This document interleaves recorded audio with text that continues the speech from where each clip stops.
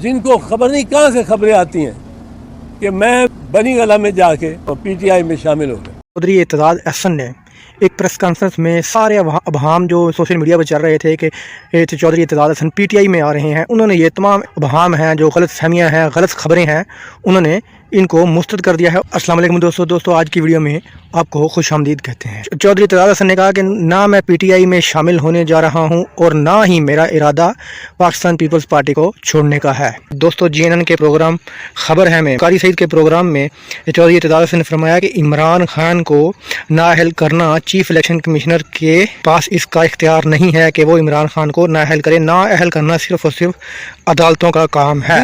जिनको खबर नहीं कहाँ से खबरें आती हैं कि मैं बनी गला में जाके पीटीआई में शामिल हो गया। मेरा किसी और जमात में शमूलियत का कोई इम्कान नहीं, बल्कि मेरा पीपल्स पार्टी को छोड़ने का ही कोई इम्कान नहीं।